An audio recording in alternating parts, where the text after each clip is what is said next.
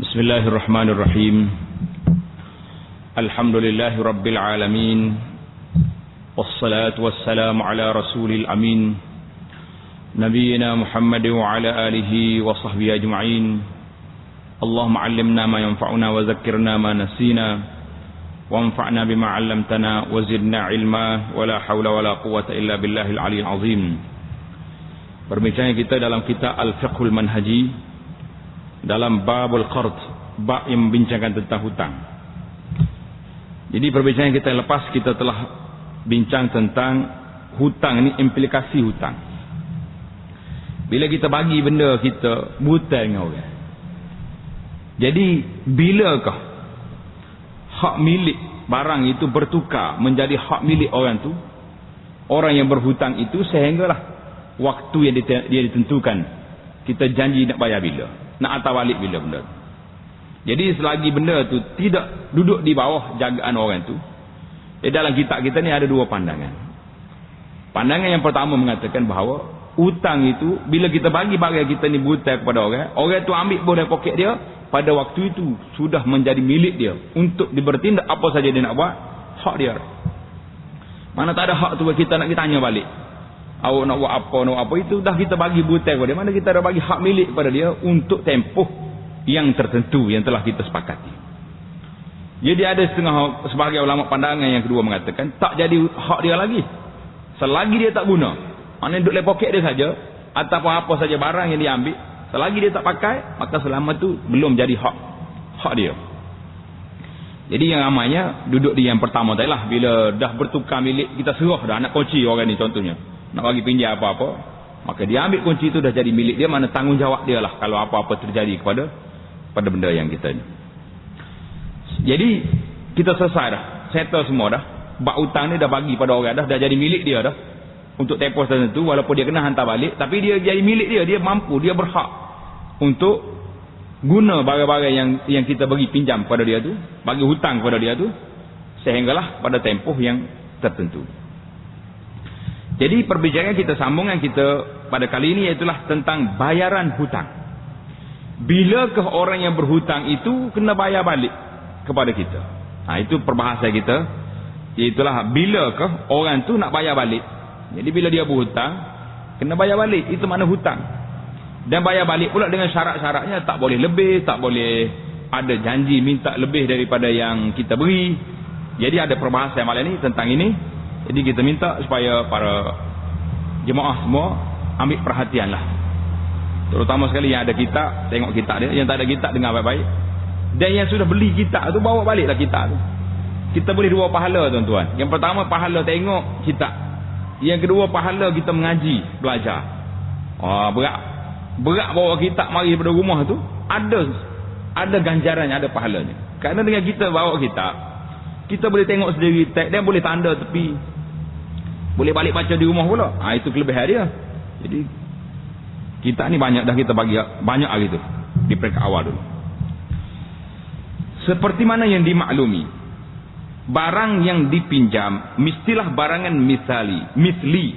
Tengok, misli maknanya benda yang ada persamaan. Maknanya contohnya kalau kita buta seekor kambing, kambing ni memang ada di kawasan kita. Maknanya kambing ni lagu ni bentuk dia, timbangan dia lebih kurang berapa, 10 kilo, 12 kilo. Maknanya benda tu ada. Bila kita tanya waktu nak hantar balik, nak bayar balik hutang orang tu, ada barang tu. Atau barangan qimi. Jadi dia tulis sini, dia qimi itu maknanya benda nilaian. Contohnya bila kita buta duit yang kita buta dengan kawan kita tadi, habis dah, kita beli dah, tak boleh hantar balik dah duit tu. Tetapi nilai dia RM100, RM100,000, duit-duit mana pun sama je, RM100,000 belakang. Jadi tidak menjadi masalah. Sama ada benda misli, benda yang ada persamaan. Contohnya kita pergi buta apa, mari nak buta lembu seekor. Jadi lembu ni ada barang ni boleh bayar. Ataupun benda yang ada nilainya, nak buta 500, 1000, 5000, ada nilainya.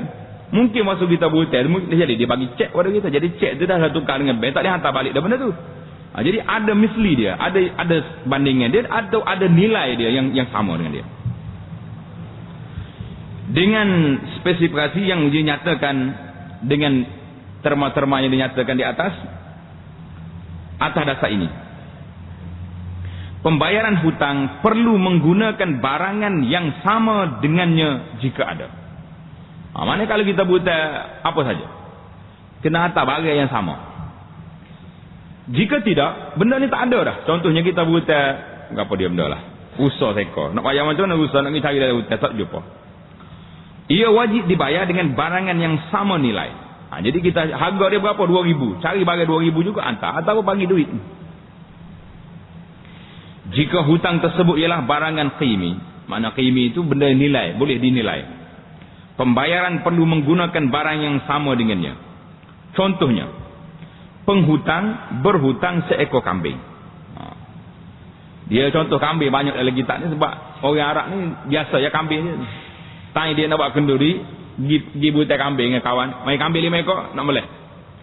Sini mana nak pergi butai kambing, nak cari kambing seekor apa, tanya dia meniak tu punya letih, habis kapur cari. Jadi orang Arab ni memang makan dia kambing. Pasal tu kalau Arab, kalau dia ajak main rumah aku, malam ni makan kambing, dia tak gurau tuan-tuan. Kita pun kosong perut lah, pergi. Kambing sungguh, seekor dia buat dalam talat. Sekali ingat kepala, sekali ingat gigi, cakur situ. Tak ada tu main belik dengan apa ni, jala perut tak ada. Kambing semua. Tu main Arab. Jadi contohnya, tengok ni, penghutang berhutang seekor kambing. Dia perlu membayar semula seekor kambing yang sama sifat-sifatnya. Pendapat ini berpandukan hadis Abu Rafi' yang dinyatakan sebelum ini. Kita ingat dah hari ini cerita baru kita yang lepas. Dalam hadis tersebut Rasulullah sallallahu alaihi wasallam mengarahkannya supaya membayar hutang baginda, iaitu unta muda dengan unta muda kepada lelaki pemiutang itu. Maknanya Nabi kita sallallahu alaihi wasallam ambil seekor unta bakran, unta muda. Jadi bila mari waktu nak bayar, tak ada unta muda, ada hak besar-besar, hak zakat. Jadi sepatutnya bayar sama lah, tapi dibenarkan bayar lebih, tak apa, sebab tidak ada perjanjian apa-apa. Jadi perbahasan ini memang kena teliti, kerana dia kalau tak kena cara, dia akan jadi riba yang diharamkan. Pendapat lain mengatakan hutang bagi barangan qimi perlu dibayar menggunakan barangan yang sama nilai dengannya. Alasannya ialah barangan misli perlu dibayar dengan barang yang sama dengannya jika ada. Jika tiada, ia perlu dibayar dengan barang yang sama nilai dengannya. Bagi pendapat yang mengatakan pembayaran balik mesti dibayar dengan barang yang sama nilai, mereka mengatakan, mana di sini ada dua pandangan. Ada kata ke mana pun kena cari yang misli, kalau dia tak ada misli. Jadi pandangan yang kata kena misli ni, pembayaran balik mesti berdasarkan nilai pada masa penerimaan. Jadi baiklah, benda ni ada benda misli. Jadi kalau kita nak bayar kepada dia, kita nak guna harga mana? Orang ni buta dengan kawan dia seekor kambing. Kambing ni bila tanya nak bayar 2 tahun lepas dia buta. Harga dia mesti berbeza dengan tahun ni. 2008 tak sama dengan 2010. Mungkin masa tu dengan harga 300 kita dapat seekor kambing yang besar yang sama. Hari ni kita sudah dapat dengan harga 500 baru dapat. Kita nak bayar harga 500 kan nak bayar 300. Ini perbahasan dia. Pendapat yang mengatakan pendapat ini pembayaran balik mesti berdasarkan nilai pada masa penerimaan. 2008 terima. Nilai itulah yang kita pakai. Harga masa tu berapa? Pergi ambil kita ni, pergi tempat orang hak bisa bahagian orang yang pengalaman bahagian ni, berapa nilai kambing ni? 300. Tak apa. Kalau lah sekiranya waktu nak bayar nanti tak ada kambing, jadi kita boleh bayar dengan nilai itu. Pendapat ini berdasarkan pendapat yang mengatakan hutang tersebut bertukar hak milik pada masa penerimaan. Ingat balik, kita dah bahas dalam pembincangan yang lepas. Bila kita bagi hutang kepada orang, tukar hak milik itu dengan kita serah barang atau dia guna barang. Bila dia sembelih kambing itu, baru jadi hak milik. Jadi pandangan yang pertama mengatakan serah barang tu dah jadi hak milik dia dah. Ikut dia lah. Dia nak sembelih, nak panggil, nak gulat, tak ada masalah. Ini adalah pendapat yang paling sahih. Mana pendapat yang sahihnya? Pendapat yang mengatakan hak milik itu bertukar dengan menerima. Kita serah je barang, jadi hak dia dah. Berdasarkan pendapat yang mengatakan hutang tersebut bertukar hak milik apabila digunakan. Bila orang itu sembelih kambing itu baru jadi hak milik dia. Takat dia tarik saja tak guna lagi. Pembayaran balik mesti berdasarkan nilai tertinggi sepanjang tempoh penerimaan hingga penggunaan. Maknanya dua pandangan sini. Pandangan yang mengatakan hak milik itu bertukar dengan serahan barang. Orang buta terima barang, maknanya waktu itu bertukar hak milik. Mana pandangan yang sahih mengatakan kita kena bayar balik kepada tuan dia berdasar nilaian yang kita ambil hari ni. Mana kita tak guna barang ni, ambil balik simpan rumah. Ingat nak perlu nak guna dah, tak guna lagi. Sampai 3 bulan baru guna. Jadi pandangan yang pertama kata tak kira kamu guna sekarang ke, guna 2 bulan lagi ke, guna 3 bulan. Ia pentingnya bayaran itu kamu kena bayar harga waktu kamu terima. Itu pandangan yang sahih lah, yang pertama. Pandangan yang kedua, dia kata oleh kerana kamu belum guna, belum jadi hak milik. Ini pandangan yang kedua. Jadi kita nak nilai macam mana? Masalah nak nilai. Penilaiannya cara yang kedua ni begini. Waktu dia terima harga 300 contohnya. Tiba-tiba naik sekejap harga kambing sampai 350 baru dah. Waktu dia sembelih 5 bulan lagi, harga turun. Pergi jadi 320 balik. Ya, jadi macam mana kita nak nilai? Kita ambil pembayaran balik mesti berdasarkan nilai tertinggi sepanjang tempoh menerima hingga guna. Mana hak paling tinggi sekali 350, mana itulah nilai yang kena bayar. Tak kira turun balik, tak kira. Mana dia tengok dalam masa tu mana paling tinggi. Kalau kita tengok di situ, maknanya yang pandangan yang kedua lebih untung kepada tuan dia. Jika pemihutang dan penghutang tidak sependapat dalam menentukan nilai sebenar. Kelahi pula dah. Hak ni kata 300, hak ni kata 300,5. Biasalah kita tuan ni nak banyak sikit. Atau ciri-ciri barangan yang sama dengannya. Pengakuan yang diterima ialah pengakuan penghutang yang perlu disertakan dengan sumpah. Jadi kalau bala di antara tuan dengan orang buta, maka kena pakai orang buta dengan sumpah dia. Wallahi bahawasanya harga dia ini. Waktu saya ambil ini harga dia. Kenapa kita kena pakai dia? Sebabnya dia adalah orang yang didakwa dan akan menanggung pembayaran balik sama dalam bentuk sama nilai atau sama padan. Maknanya oleh kerana dia ni orang yang berhutang ini yang bertanggungjawab, yang kena bayar balik, yang dia didakwa oleh tuan dia, maka dialah yang kena bersumpah. Pasal tu dalam kaedah dikata adalah hadis al-bayyinatu 'alal mudda'i wal yaminu 'ala man ankar. Maknanya mudda'i pendakwa tu kena bawa dalil, orang yang lawan dakwa ni engkar dia kena bersumpah. Jadi jangan ada tukar sumpah. Orang kita hari ni sumpah tak tukar lu. Tak ada apa-apa mahkamah tak panggil sumpah dah. Itu tak jadi. Mendahului zaman dia panggil. Baiklah. Sesat kita dalam masalah menentukan nilai. Jadi tuan-tuan jangan ingat, mungkin ada orang ni 10 tahun dah hutang. Nak bayar harga sekarang ke harga dia waktu dia ambil. Jadi kita faham di sini, mana harganya harga waktu dia terima barang tu. Tuan dia kata rugi dah lah. Waktu tu mungkin harga 200, sekarang ni dah harga 2,000. Nak macam mana? Pada waktu tu dia hutang, dia pengguna waktu tu, bukan pengguna sekarang. Jadi kalau kita nak suruh dia bayar sekarang ni, betapa naik tinggi yang begitu dahsyat, perbezaan yang begitu ketara itu mengenai kepada kawan kita yang berhutang di saat dia terdesak pada waktu itu. Jadi tengok, Islam nak menyelesaikan masalah. Nak bayar waktu tu, waktu kamu ambil. Kita berpindah pada tajuk bilakah hutang dituntut. Jadi kita boleh buta orang ni bila kita nak tuntut. Pemihutang berhak menuntut penghutang membayar semula hutang pada bila-bila masa selepas penghutang menerima barangan tersebut. Ini bila kita buta orang, kita boleh pergi minta bila-bila kita nak. Ini kerana menurut hukum hutang, penghutang diwajibkan memulangkan semula hutang pada ketika pemihutang menuntutnya semula. Mana asasnya orang yang berhutang ni bila tuan dia nak balik barang itu, kita kena hantar. Alasannya, akad ini tidak boleh membabitkan bayaran tambahan dan dengan itu tidak boleh membabitkan tempoh tertentu. Jadi oleh kerana kita hutang ni tak boleh tambah, tak boleh minta lebih, maka tempohnya pun ikut tuan dia. Waktu dia perlu, kita kena bayar balik. Hukum ini diguna pakai sama ada dalam akad ada ditetapkan tempoh tertentu untuk membuat bayaran ataupun tidak ditetapkan. Sama ada wujud amalan tertentu, uruf yang diguna pakai ketika itu ataupun tidak. Jadi dalam kitab kita ni menetapkan bahawa hutang tu tak boleh ikut tuan dia. Tuan dia nak bila-bila boleh diambil. Walau macam mana pun dibahas oleh ulama lain bahawa al-muslimun inda syurutihi, makna kita ni ikut syarat. Bila kita buat, kamu kena bayar pada tarikh sekian-sekian. Jadi pada waktu itu pemihutang, orang yang berhutang kena bertanggungjawab, kena cari duit macam mana pun, kena bayar kepada orang tu. Karena waktu itu waktu dia sudah perlu. Mungkin setengah orang ni duit dia tak guna sekarang, tapi kalau kawan dia nak guna mustahak sangat, ambil lah setakat bulan 5 contohnya. Bulan 5 tak boleh, saya nak guna duit ni, nak pergi ke Mekah, nak beli rumah, apa saja program yang dia nak buat.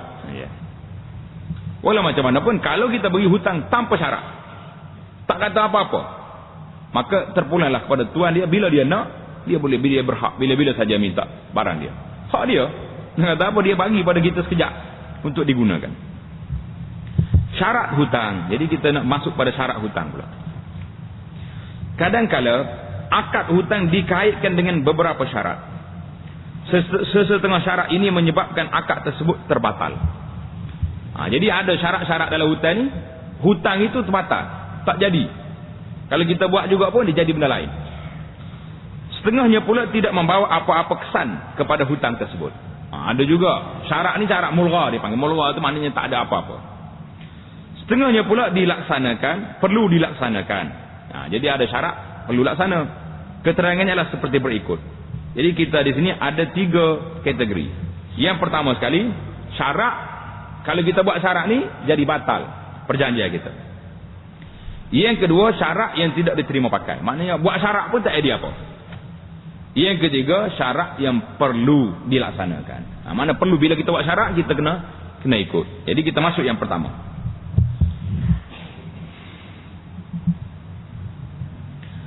Syarat yang boleh membatalkan akad. Dia panggil dalam bahasa, dia kata asyurutul mufsidah. Syarat-syarat yang membatalkan. Kalau ada syarat ni, batallah perjanjian kita. Semua syarat yang tiada kena mengena dengan akad dan memberi keuntungan kepada pemihutang. Jadi kalau kita buat syarat, syarat ni beri untung kepada kita, sedangkan benda ni benda hutang, bukan perniagaan, maka syarat tu batal. Contohnya, pemihutang memberikan hutang dengan syarat terdapat bayaran tambahan. Saya bagilah awak nak tak 1,000, ambil lah, tapi bayar 1,050. Jadi ada tambahan, maka batal lah. Kerana apa? Kerana dia jadi riba. Atau dengan syarat penghutang pulangkan barangan yang baik sebagai ganti kepada barang yang tidak baik. Kita beri hutang benda tak molek, tak baik, tapi waktu nak bayar tu janganlah awak mari hak ni, minta yang hebat-hebat lagi, yang lebih hebat. Maka itu juga batal perjanjian itu, kerana dia boleh membawa kepada riba. Atau dengan syarat penghutang menjualkan kepadanya rumahnya. Boleh, aku beri kamu hutang duit ni, tapi saya nak rumah awak tu. Maknanya kita ikat dia, kita bagi hutang kepada dia dengan kita mengikat orang ini dengan syarat-syarat tertentu. Ikatan ini memberi manfaat kepada kita. Apa saja cara, pada waktu itu batal hutang, kerana dia telah bertukar pergi menjadi riba yang dilarang. Kita lihat nanti dalam beberapa syarat ini. Ini adalah contoh syarat yang tidak sah dan membatalkan akad hutang. Mana kalau kita butai lagi ni, butai tak sah. Tuan-tuan balik cek, tengoklah sendiri mana ni. Hukum ini berdasarkan hadis yang diriwayatkan daripada Nabi sallallahu alaihi wasallam, kullu qardin yajurru manfa'atan fahuwa riba. Dalam kitab kita ni tak tulis bahasa Arab. Bahasa Arab dia kata kullu qardin yajurru manfa'atan fahuwa riba. Hadis ini riwayat At-Tabarani dalam Al-Mu'jamul Kabir. Semua hutang, tengok ini kaedah. Ini kaedah yang telah diterima pakai oleh alim ulama kita dalam bab jual beli. Semua hutang yang membawa keuntungan kepada tuannya adalah riba. Jadi tak kira gapo saja kita beri hutang kau orang, tapi ambil pulangan ada lebihnya. Beri motosikal, tapi syaratnya nak atas kau bawa duit 3 biji. Maknanya dia panggil sudah ada manfaat situ. Jadi apa saja setiap pinjamannya, hutang yang kita beri dan ada tambahan, maka dia tak jadi. Menurut kitab Mughnil Muhtaj, Al-Khatib Asy-Syarbini rahimahullah, walaupun hadis ini dhaif, tetapi Al-Baihaqi telah meriwayatkan hadis ini daripada beberapa orang sahabat. Maknanya hadis ini daripada Nabi sallallahu alaihi wasallam, riwayat At-Tabarani dhaif. Ulama-ulama ahli hadis masa pun mengatakan hadis ini lemah dari segi sanadnya. Tetapi ada riwayat lain, asar daripada sahabat yang memberi fatwa tentang masalah ini. Menurut kita Al-Muhazzab. Al-Muhazzab ni satu kitab yang ditulis oleh Al-Imam Asy-Syirazi rahimahullahu taala dan telah disyarahkan oleh Al-Imam An-Nawawi rahmatullahi alaih dalam kitabnya Al-Majmu', kitab besar.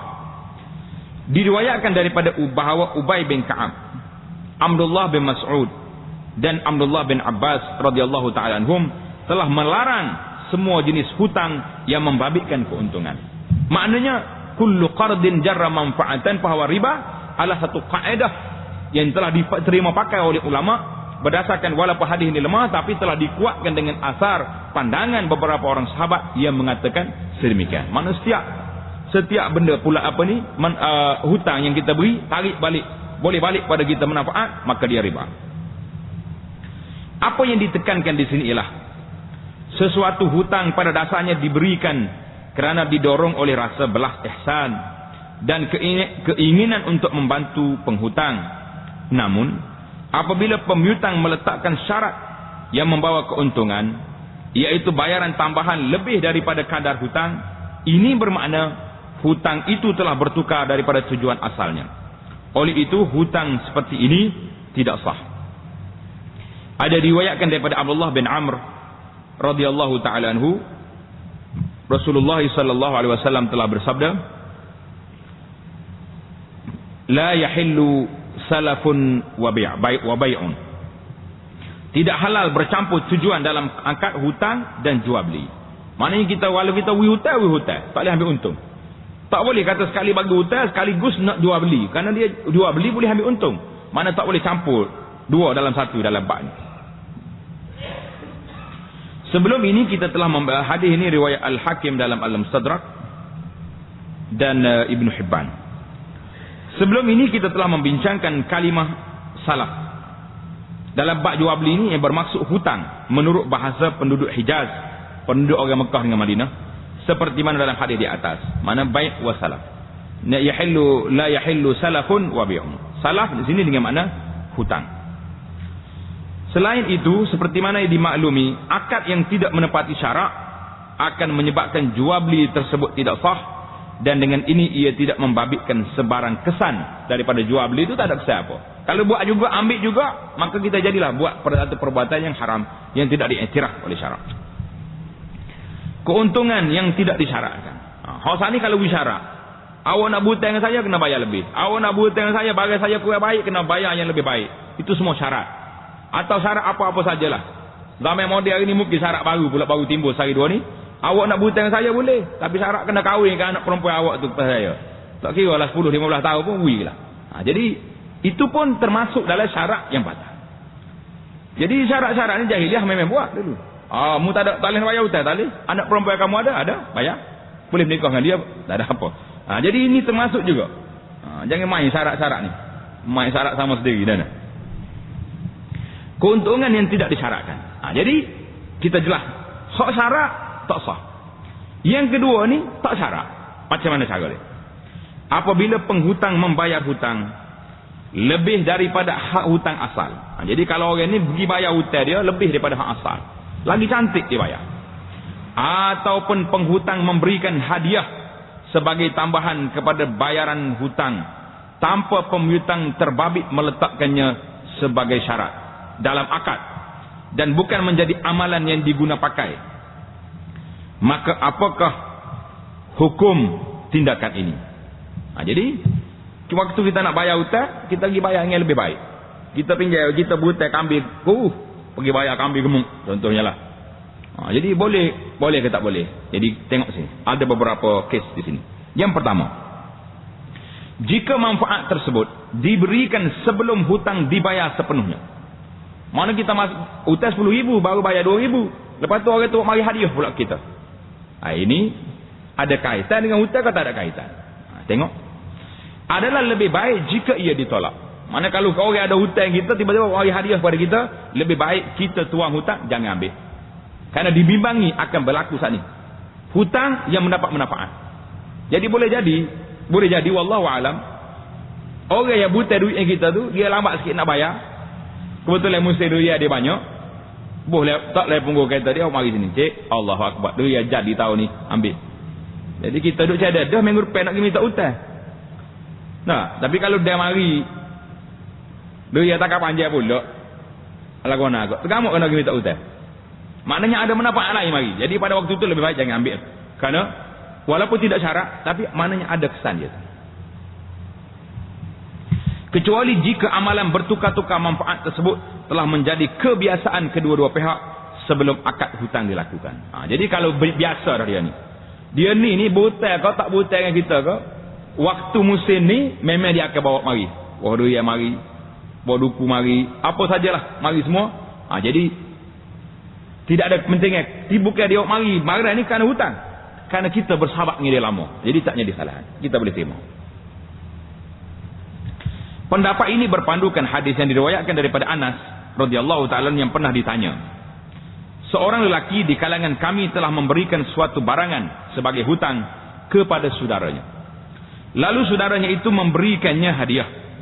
Jadi saudara dia beri hadiah pada orang. Anas menjawab Rasulullah sallallahu alaihi wasallam pernah diriwayatkan bahwasanya Nabi kita bersabda, "Idza aqrada ahadukum qardan fa ahda lahu aw hamalahu 'ala dabbati fala yarkabha wa la yaqbalhu illa an yakuna jara bainahu wa bainahu qabla dhalik." Jadi arah ini jelas. Apabila seorang di kalangan kamu memberikan hutang, lalu orang yang berhutang memberikannya hadiah, jadi orang ini beri hadiah kita, baiklah dianya. Atau orang itu membawanya menaiki kenderaannya, anda naik aja, naik kereta saya lah, buta dengan kita beli kereta baru contoh, janganlah dia naik.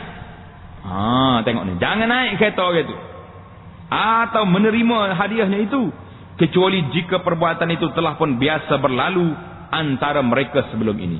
Jadi kalau biasalah pagi-pagi ini dia nak naik kereta dia pergi makan roti canai, pagi esok makan nasi lemak, jadi tak jadi masalah, sebab memang biasa dua ni. Tapi kalau tak pernah biasa, tiba-tiba bila boleh hutang, mari tengok depan tangga nak pula dah berhenti, cik nak pergi mana hari ni, saya hantar, ada cerita lain dah tu. Maknanya tidak boleh di dalam bab ni. Hukum makruh ini, jadi dalam kitab mazhab Syafi'i mengatakan makruh ini tidak sampai pada haram, akan dikecualikan jika pemihutang turut memberi hadiah kepada penghutang sebagai membalas, mengimbangi manfaat yang diberikan oleh penghutang. Mana kalau dua-dua ni bertukar-tukar hadiah, jadi tak timbul adalah sebab kita terima hadiah dia, kita bagi hadiah juga, hadiah benda lain. Jadi bukan kerana hutang itu kita dapat manfaat daripada hadiah tersebut. Masalah yang kedua, jika manfaat tersebut bayaran tambahan atau hadiah atau sebagainya diberikan selepas hutang dibayar, mana dia buta 20,000, jelas semua 20,000 selesai semua, alhamdulillah, mari sangat cek tokoh depan kita, lepas pada itu dia bagi hadiah. Tindakan ini tidak salah dan pemihutang tidak dimakruhkan untuk mengambilnya kerana hutang tersebut telah selesai dibayar. Jadi apa kepentingan lagi, benda selesai dah, dia nak terima kasih pada kita kerana membantu dia, tak apa. Malah penghutang digalakkan berbuat demikian kerana mencontohi perbuatan dan juga perintah Rasulullah sallallahu alaihi wasallam yang menyuruh umat Islam membayar hutang mereka dengan cara yang baik, yang terbaik. Perbuatan ini adalah salah satu perbuatan yang baik. Al-Imam Al-Bukhari dan Muslim meriwayatkan bahawa Jabir radhiyallahu taala anhu berkata, "Ataitun Nabiyya sallallahu alaihi wasallam wa kana li alaihi dainun faqadani wa zadani." Suatu ketika saya datang menemui Nabi sallallahu alaihi wasallam, kata Jabir, ketika itu baginda berhutang dengan saya. Nabi kita berhutang dengan dia. Lalu baginda membayar hutangnya dan baginda membayar lebih kepada saya. Jadi seolah-olah bila orang ni mari nak bayar, kita pergi bayar hutang rumah dia, atau dia mari rumah kita nasib baik dia, ambil lah 2,000 duit awak ni ambil, ni RM50 buat tambah balik, contohlah. Jadi tak ada masalah kerana dah bayar hutang selesai. Hadis ini hadis riwayat Bukhari. Kami telah nyatakan sebelum ini sebagaimana sabda Nabi sallallahu alaihi wasallam mengarahkan sahabat supaya membayar unta apa ni? Rabai sebagai ganti kepada unta muda bakrah. Baginda sallallahu alaihi wasallam bersabda ketika itu, fa inna min khiyarin nas ahsanuhum khada'a. Manusia yang terbaik ialah manusia yang terbaik membayar hutangnya. Jadi kita jadi semualah rombongan kita ni seboleh mungkinnya kita jadi manusia yang terbaik. Macam nak jadi manusia yang terbaik? Waktu nak bayar hutang biar pandai bayar. Jadi pergi dia bawa hadiah ke tuan dia lagi. Jangan duk lari. Ini tak tahu kitanya bila mari tanya hutang ni tak apa nak kena pula kawan kita. Sudah. Baru ni baik sangat. Bila boleh hutang tu tak kena dah lah. Panggil pun tak ingat. Kau tak dengar semacam. SMS tak jawab dah. Jadi dah cerita lain dah tu. Waktu bukan orang baik dah tu. Bahasa orang nak kata apa dah. Walau bagaimanapun perkara ini hanya dibenarkan dengan syarat tindakan penghutang memulangkan hutang bersama bayaran tambahan atau memberikan sesuatu manfaat kepada pemihutang sebelum hutang sebenar dijelaskan tidak menjadi amalan ataupun uruf orang ramai. Jadi kalau benda tu jadi macam syarat dah. Nak hutang dengan orang ni memang kena ada hadiah-hadiah kena ada. Kalau tidak memang jadi masalah. Nak hutang pula dia tak bagi. Dia tak kata apa, dia tak minta. Tapi dah jadi tabiat dia. Apa jadi pula? Selain itu ia juga tidak menjadi amalan penghutang. Maknanya kalau amalan dia bila dia hutang orang, kita mesti kena layan dia.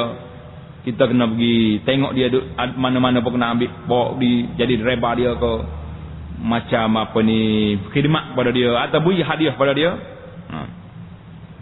Jika perbuatan tersebut menjadi amalan orang ramai atau menjadi amalan penghutang mengikut pendapat yang kuat al-aujah makruh menerima manfaat ini kerana amalan ini boleh diibaratkan seperti syarat dalam kaedah fiqh dia kata apa? Tanda dalam kitab kita ni tak tulis. Li'annal ma'rufa 'urfan kal masyruti syarta. Al-ma'rufu 'urfan dalam qawaid fiqhiyah dia panggil al-ma'rufu 'urfan kal masyruti syarta. Al-ma'rufu 'urfan kal masyruti syarta. Maknanya benda yang dikenal bagi tepat tu seperti syarat yang dibuat. Jadi kaedah ni cantik juga kalau kita bahas sikit. Seperti kita pergi rumah orang. Ma'rufi 'urfan. Makna biasanya bila kita pergi rumah orang ni akak makan ni. Akak tak akak.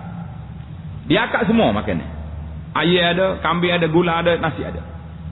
Sedangkan waktu dia ajak kita di masjid, dia ajak makan apa pergi rumah dia? Mari makan nasi rumah. Makan nasi lah. Setengah orang ajak makan gula. Jadi bila kita pergi rumah dia akak semua benda. Ayam ada, itik ada, buah-buah ada. Dia ajak dia makan nasi. Jadi kita kena makan nasi saja kawan. Jadi itu dipanggil al-ma'rufi 'urfan. Benda yang telah dikenali demikian uruf setempat itu kal masyruti syarta sepertilah syarat yang dibuat. Maknanya orang ni memang dia panggil makan nasi. Setengah orang tak ajak makan gula tapi benda yang ada depan kita tu bismillah. Bismillah Allahumma barik lana tu kan habis. Tinggal pinggir pun tak ada masalah. Jadi itu dipanggil satu kaedah. Maknanya kalaulah kaedah ni tuan hutang ni kaedah dia nya memang perangai dia begitu contohnya. Perangai dia kalau kita berhutang dengan dia, kita kena khidmat pada dia, kita kena bawa hadiah pada dia, kalau tidak jadi masalah. Masalah tak masalah. Jumpa tengah bandar, tengah pasar pagi pun, "Mama, hutang aku bila nak bayar?" Kita tengah duduk salah dengan orang duduk tengok Allah dia tu. Ya, jadi mana aja masalah. Maka kalau orang ni perangai macam ni, sepertilah dia buat syarat pada kita. Mu nak berhutang aku, mesti kena khidmat pada aku. Maka ini satu perbuatan yang tidak kena, tak boleh kerana kullu qardin, ingat kaedah dia. Kullu qardin jarra manfa'an fahuwa riba, maka jadi perbuatan yang tidak baik. Itu syarat yang pertama. Syarat yang kedua, kita perhabislah sikit. Syarat yang tidak diterima pakai dan tidak membatalkan akad hutang. Jadi syarat-syarat yang tiada kena mengena dengan akad dan tidak membawa sebarang manfaat kepada kedua-dua pihak atau hanya memberi manfaat kepada penghutang. Contohnya, diletakkan syarat supaya penghutang memulangkan barangan yang cacat sebagai ganti kepada barangan yang sempurna. Awak ambil ni barang saja cantik ni, Tapi waktu nak bayar esok, marilah hak buruk-buruk pun tak apa. Tak mana jadi ni. Jadi orang cerdik, orang baik benar ni tak. Ataupun barangan yang tidak elok untuk barangan yang elok. Jadi tukar barang. Ataupun syarat akad mewajibkan penghutang meminjamkan pula barangan tersebut kepada orang lain. Awak nak berhutang dengan saya, awak kena berhutang pada orang lain pula. Jadi syarat-syarat seperti ini tidak diterima pakai dan tidak perlu dilaksanakan. Jadi kalau kita berhutang orang ni cantik, dia suruh bayar yang buruk, kita mari bayar yang baik pula pun tak ada masalah. Itu hak kita. Jadi syarat dia tidak diambil kira. Pendapat yang paling sahih al-asah mengatakan syarat seperti ini tidak membatalkan akad, kerana syarat-syarat seperti ini hanya mengukuhkan lagi hasrat asal penghutang, iaitu melahirkan simpati. Ada pula berhutang barang besar, suruh kita bayar yang kecil. Jadi maknanya lebih kuat lagi. Syarat-syarat seperti ini tidak sedikit pun membawa manfaat kepada pemihutang. Sebaliknya semua manfaat tersebut diperolehi oleh penghutang, oleh orang yang berhutang. Seolah-olah tindakan pemihutang lebih bertujuan membantu orang yang berhutang. Jadi tak jadi masalah lah. Dia buat syarat, mungkin syarat nakalnya ni yang panggil. Syarat tempoh tertentu. Kita telah dibincangkan sebelum ini bahawa pemihutang berhak menuntut bayaran semula hutang pada bila-bila masa. Tidak kira sama ada dinyatakan tempoh tertentu dalam akad ataupun tidak. Jadi kalau tempoh tertentu pun dia boleh minta, tapi dia tak boleh paksa kita. Dia janji dengan kita janji nak bayar tahun depan 2011. Tiba-tiba dia paksa kita bulan ni kena bayar juga. Dia berhak untuk minta, tapi oleh kerana kita dah janji dengan dia, macam mana kita nak buat? Walau bagaimanapun, jika terdapat tempoh tertentu yang dijadikan sebagai syarat dalam akad, pemihutang tidak perlu memenuhi syarat tersebut, dan syarat tersebut dianggap sebagai syarat yang tidak diterima pakai. Jadi macam mana nak buat? Namun adakah syarat ini memberi kesan kepada akad tersebut? Jadi beberapa perkara perlu dilihat. Yang pertama, jika tempoh yang ditetapkan adalah untuk manfaat pemihutang. Contohnya, jika waktu tersebut adalah musim rompokan dan pemihutang meletakkan tempoh tersebut dengan andaian dalam tempoh tersebut keadaan telah aman, syarat ini dikira telah membatalkan akad, kerana syarat ini memberikan manfaat tambahan kepada pemihutang dan dianggap sebagai syarat tambahan kepada akad. Maknanya musim ni orang panggil musim, contohnya kita kata musim orang duk curi kuat. Curi dalam masjid, masuk curi ni sekarang ni. Jadi tiba-tiba kita kata awak jangan bayar sekarang ni, awak jangan bayar dalam bulan ni, pasal boleh orang curi, bayar bulan depan, nanti boleh waktu aman. Itu pun sudah dikira tak boleh akad, kerana manfaat kepada kita. Lepas tu orang yang duk jaga duit kita tu tak kena takut kena curi dia. Takut juga dia pun. Itu dia. Jika syarat yang ditetapkan bukan untuk manfaat pemihutang, syarat tersebut tidak membatalkan akad. Jadi kalau kita tarikh tempoh ni kerana maslahah pada orang berhutang. Kalau tak ada syarat, tak ada tarikh, bahaya dia. Dia duduk dalam ketakutan. Boleh jadi esok tu dia mari, boleh jadi bulan depan tu dia mari. Tak tenang dia. Dia buat kerja pun tak boleh. Jadi kena ada syarat. Aku berhutang kamu setahun, tahun depan bayar. Dan tempoh tersebut tidak berkuat kuasa, tidak membatalkan dan tidak berkuasa. Walau bagaimanapun digalakkan supaya tempoh tersebut dipenuhi, kerana ia adalah janji yang membawa kepada kebaikan. Makna yang kesimpulan kita ni dalam bab tempoh ni, makna kalau kita bagi tempoh pada orang ni, dia bayar 5 tahun lagi. Jadi kerana itulah dalam kaedah orang nak pergi haji contohnya. Orang ni nak pergi haji tahun ni, dia ada hutang, boleh pergi ke tak boleh pergi? Alim ulama kata tengok waktu dia pergi haji itu dah masuk tempoh dia kena bayar ke tidak. Kalau tempoh dia tahun depan dan dia bila balik haji nanti dia jangka dia sempat lagi cari duit bayar hutang, jadi tuan hutang tak lagi sekat pergi airport, awak tak lagi pergi Mekah sebab awak ada hutang, tak berhak, kerana hutang dia bayar tahun depan lepas pada balik haji. Jadi tidak menjadi halangan untuk dia. Yang ketiga, syarat yang perlu dilaksanakan. Syarat yang perlu dilaksanakan ialah sebarang syarat yang ditetapkan bertujuan mengukuhkan lagi akad tersebut dan mengesahkan hak pihak yang terbabit. Contohnya syarat yang menetapkan perlu disertakan gadaian. Jadi awak nak berhutang saya, kan awak kena letak gadaian sini, takut tak bayar, tak ada masalah. Atau penjamin atau saksi bagi akad tersebut. Biasa dah sekarang ni, boleh kata zaman sekarang ni mesti ada penjamin, mesti ada saksi dan sebagainya. Kalau dia tak bayar, penjamin yang kena sama, kena bankrupt dan sebagainya. Atau akad tersebut mesti disokong oleh hakim. Kena cari Tok Hulu tolong sokong dia ni, baru boleh. Contohnya lah. Ataupun hakim pergi mahkamah, mati stamp, apa dia panggil, surat sumpah ke apa, atau wujud catatan bagi hutang tersebut, semua syarat ini dibenarkan. Pemiutang berhak meletakkan syarat-syarat seperti ini kerana syarat-syarat ini mengukuhkan lagi akad tersebut dan bukan sebagai syarat tambahan. Bahkan kita tambah lagi, syarat seperti ini hampir wajib, bukan wajib lah, memang kena buat di zaman kita dalam bila, kerana manusia ni akan lupa. Butai hari ni tak ada 2 minggu, tak ingat dah kita butai dengan orang. Jadi kena ada surat perjanjian, kena ada akad, kena ada saksi dan sebagainya.